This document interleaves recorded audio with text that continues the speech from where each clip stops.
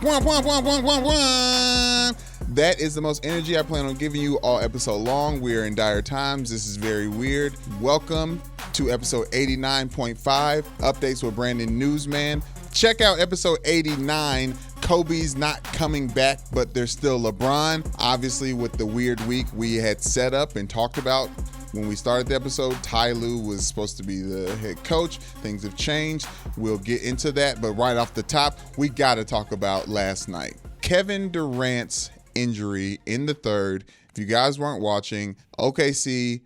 Oh my gosh. Flashback. Yeah, exactly. The Warriors were playing the Rockets in Golden State. It was kind of back and forth all game long. Kevin Durant had 22 points before setting up jump shot over Iman Shumpert, walked away, and looked like he grabbed something real quick. Now, this is the point in time where everyone is an expert and everyone has a medical doctor and everyone who has ever twisted or rolled an ankle has an opinion about Kevin Durant and what happened. I don't know what happened. A lot of people who I trust, who I watch talk about sports, said it looked like a torn meniscus. I don't know what that is. I have a slight tear behind my meniscus. I have a little limp because of it, but I've never seen anything like that. It was much less than what we saw from Boogie that clearly got him out of the playoffs. So we're now operating with the Warriors as if Kevin Durant is no longer going to play for them. And we got a chance to see in the back half, in the last 8 minutes of that game, what the Warriors can do when Kevin Durant is not there. In the last 27 games, for games that Kevin Durant has not played and Steph Curry has played, the Warriors are 26-1. We already know that the Warriors are a strong team without Kevin Durant anyways, but they did just lose the best player in basketball currently right now, possibly for a long time, hopefully not that long. They're saying it's just a right calf strain. Twitter was going nuts. It seems like it possibly could be something that's trying to be a smoke screen, if you will. Basically, I think they're trying to buy some time to figure out what's really wrong with them and how they want to control the narrative, because this is big for everyone. Obviously, the Warriors have always shown weaknesses. At the end of the day, the Denver Nuggets or the Portland Trailblazers are going to be in the Western Conference Finals, and I have faith in the Warriors with Kevin Looney, Iguodala, Steph Curry, Klay Thompson, and Draymond Green alone to take care of either the Trailblazers or the Denver Nuggets in the next round for the Western Conference Finals. But I've said that the Warriors possibly won't win another championship this year because of dysfunction and things falling apart. It looks like you possibly could get Boogie Cousins back, but at this point in time, this is a broken team. But let's be honest, ever since LeBron James is out of the playoff, this has been a broken NBA season, and I don't want to go too much into this, but Kevin Durant's free agency looming as well takes a hit. I don't necessarily feel as excited to find out where KD is going when he can barely walk. Watching KD win another Finals MVP with the Warriors and winning the Finals going into free agency, that moves feels much bigger, much better, more of a storyline. Injury monsters suck so bad. They can change the season. They change everything. Look at Kawhi Leonard when he got out, when Zaza found his foot under him. Just like that, Kevin Durant is out of at least Game 6, played on Friday between Houston Rockets and the Golden State Warriors. Some people are saying the Houston Rockets still have a chance to beat the Warriors, possibly, but I really don't see it. James Harden took 4 shots in the fourth quarter in Game 5. The fatigue is setting in with the Rockets. This happens every year. Something is to be said with the fact that going into the playoffs, we all in the media are still talking about LeBron James, the Lakers, and pending free agency, pending head coaching moves. And now, at the beginning of this week, when we saw Ty Lue look to be set to be the head coach of the Lakers moving forward to help LeBron James win his another championship in the West this time, Woj dropped a bomb saying that talks with Ty Lue and the Lakers have come to an impasse and have stopped completely. Jeanie Buss is obviously in the middle of all this. Joy talked about it with Colin on the Herd. Joy, what's going on? Kurt and his wife, Linda Rambis, are the two most powerful voices in the Lakers. It's appearing. They basically prevented the Lakers from hiring Ty Lue as the next Lakers head coach. The report from our own Nick Wright, it's become apparent that the Buss family and Rob Pelinka signed off on hiring Lue last week, but the Rambises were against the hire and convinced the Lakers to hold off. There were a lot of reports circulating yesterday about what exactly the stickling point was for this contract not working. There was reports that they wanted to have Jason Kidd as an assistant coach. The years matched up, basically, which is what Nick said, with LeBron being with the Lakers. So the 3 years, $18 million, Right. which is unprecedented for a head coach, especially a championship level head coach. So Ty Lue was smart to stay away from this. There's kind of a feeling like Ty Lue doesn't have any other options. He does. He won a championship. Well, he's a player and went to finals. He's a former player. He is not in a desperate situation at all. He's got money. He's got a ring. He's fine. Got plenty of money. He's got a ring. He's chilling. He wants to coach again, I'm sure. But if this is not the right situation, he's already been a head coach. He knows what he needs to put around him to be successful. Well, and why would you want Jason Kidd, even if you were willing to bend on the Jason Kidd situation if you had a longer deal? Why are you telling the head coach who his staff should be? What do you know about putting together a staff? The reason this didn't work also is because Ty's got money and a title. He said, give me 5 years, and the Lakers said 3, and Ty, by the way, walked away from this. Yes, as he should have. He had the leverage. He's like, I don't need the job. I got $20 million in the bank. I got a title. He walked away from them. So once you have leverage in life and you have options, you don't have to sign contracts that you don't feel benefit you long term. There's no coach that should sign that contract. That's a rookie coach contract. That is not an appropriate contract. It's not even reasonable. Y'all, Jeanie Buss and Rob Pelinka tried to sun Ty Lue.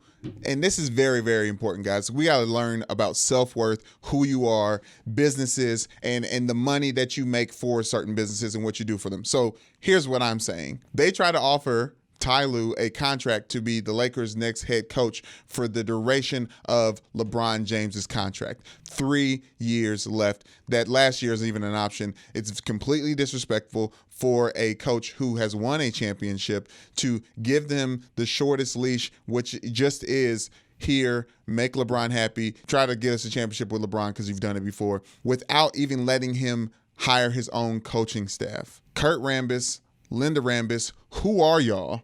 What are y'all doing? What is going on? The fact that we are going into a lottery system next Tuesday where the ping pong bounces and we recognize where the Lakers pick in the upcoming draft, and we're the farthest place from having a head coach at this point in time. There's so many levels to this thing. So everyone is so upset about this that Lakers fans actually are scheduling a protest today, Friday, at the Staples Center. Roughly 80 to 60 people expected to be there to voice their frustrations with the man or the woman, Jeanie Buss, and ask, what are we doing? And why and how and why is Rob Pelinka still in charge? Listen, all of this falls squarely on Jeanie Buss's shoulders. She is an example of when nepotism goes wrong. I am not speaking poorly against nepotism. It is a part of business. It is a part of culture. It is a part of America as a whole. People have family businesses. The Lakers have been ran like a family business when Jim Buss was at the helm and he was running things because he was a basketball mind. Jeanie ran things on the business side of things and desired at some point in time to affect the basketball that she saw on the court. She is not a basketball mind to do so, clearly not.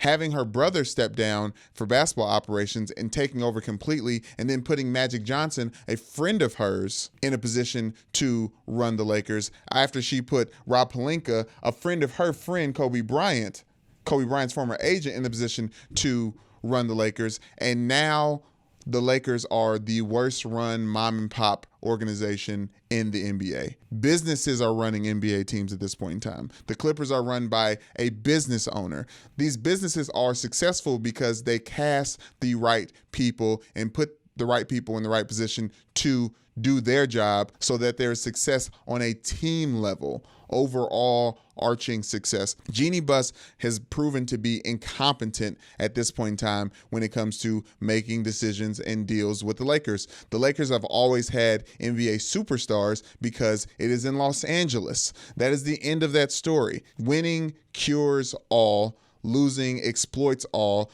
The Lakers have been exploited with LeBron James's injury, and now it is time to drain the swamp. At this point in time, the president of the Los Angeles Lakers is this woman, Jeanie Buss. There are reports out there that the people close to Jeanie Buss are telling her to trade LeBron James. That's the best move for her to make. There is no move for her to make because I'm not sure she knows where she's going, if that makes sense, or where the Lakers franchise is going. The growing frustration with the Los Angeles Lakers and the way it's been run by Jeanie Buss is becoming insurmountable. It's a real thing. The NBA is suffering because of it. Now, with injuries, with Kevin Durant and the Warriors, I'm not sure where the intrigue will be. There's a chance that there is a finals matchup between the Milwaukee Bucks and the Denver Nuggets, and no one will watch the finals. No one will watch the playoffs. No one will watch those matchups. The amount of people that have to watch it to report on it versus the amount of people that want to watch it to see great basketball and these storylines be played out and these characters in this reality TV show that is the NBA played out. Listen, the NBA is going to see very strongly the difference of having LeBron James out of the finals this year. And we're seeing good basketball. I'm not complaining about that. But big brands need to succeed within the entity that is the NBA, that is the NFL, that is college football, that is college basketball, for the monster to run.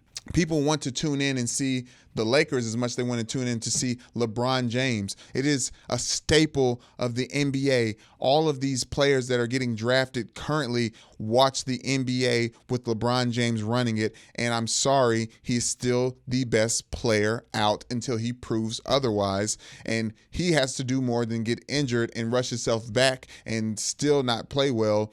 And all the mess that's going on with the Lakers, I'm not putting that on LeBron James now. Now that we have seen the true face of the Los Angeles Lakers and the dysfunction in that building, I cannot put Los Angeles Lakers last season with LeBron James and how poorly it went all on LeBron James' shoulder, and I won't. There is a big problem from the top down, and it's trickling, and it's messy, and it's dirty, and there needs to be a change. We need to get Jeanie Buss on the shop.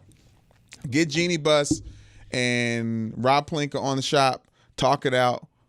You know what I mean? That's when keeping it real goes wrong. That'd be dope. You know what I'm saying? Maybe a red table talk. Jada. I am King Comments. All right, guys, we are in the comments for episode 89. Kobe's not coming back, but there's still LeBron. Go check it out on your streaming services. Download it on iTunes, SoundCloud, iHeartRadio, Spotify, YouTube. Is that it? We out here and we everywhere. Check us out. Subscribe. We need you to subscribe. Guys, I was going to put in some news about Dak Prescott, about the steal from the Cowboys to make it so they can't pay anybody else, but I kind of just did. Shouts out to the Cowboys. We watching y'all. Dak, take a hometown discount, man. You know what I'm saying? You got to pass it to somebody. You got to block. You got to have somebody block. Don't take all the money. Don't take all the money. Don't take Russell Wilson money. You know you're not Russell. You're going to be Russell eventually, but also players got to get their money. You know what I mean? Shouts out. Okay, let's start getting into the comments. T, Rig, David, Trig, that mic stand noise. I know. We're working on it. I'm sorry. Technoc Villa. That's not how you say his name. Tenoch Villa. Newman says, nobody cares about this Nuggets versus Blazers series. Are you crazy? This series is entertaining AF. Not only do you dress like a clown today, but evidently you got jokes like 1-2. Big fan. Smiley face. That took a turn. You know what I mean? Thought it was going to be some slander. And all love. Yeah, big fan. Okay. Damian Lillard is overrated. Jokic is the real deal. Shouts out. I believe you. Give Heller a segment. I can't believe I said that on the podcast. Heller, shouts out. He's in Alabama. Squad. Jay Quizzle said, I'm still thinking Mark Jackson as a coach for the Lakers. Yeah, I mean, that I told y'all on this update that Mark Jackson is the answer, but Lakers don't love God. You know what I'm saying? This is what it is. Brandon, we get it. You hate Kobe and love LeBron. This horse being beat to death already, but it's your podcast, so say what you want. But my point is, we get it. Listen, Mike K, I get it. Okay? I get it. You don't get it. Because I do respect Kobe, and I don't hate Kobe. It's just in the landscape of basketball greatness and achievement and touching the society and being an inspiration for young black people in America, LeBron's the GOAT. He ain't touching, nobody's touching him. Magic used to be the GOAT, and now he's a meme. JP says, I'm always going to download the show on Spotify so I can listen at work. I enjoy more on YouTube. Hey, we out here. We out here for you. Yes. LeBron not in the playoffs. Kyrie is. What am I missing here? A lot. Wendy's barbecue sauce is the fast food god. Brandon preaching facts. Hey, I told y'all, go out there on sleep, man. I might have to get some Wendy's tonight. I'm trying to slim down, you know what I'm saying? But I might have to give me some Wendy's Treat tonight yourself. just for the sauce. Yeah, treat yourself. It's tough times right now. The Lakers is, matter of fact, you just reminded me, it's tough. This whole thing's been rough. Guys, this is a weird season. The Lakers, LeBron, Kevin Durant, the playoffs. Michelle looked at the schedule one day. She said, the games just keep coming. I was like, I know. We in here. We watching. I love y'all, guys. Like, keep pushing. First week of May was rough. There's sunshine ahead. Get your summer bodies right. Just start working on you. You know what I mean? Instead of working all these games, start working on you. Spend some me time. You know what? You're priority number one. You're worth it.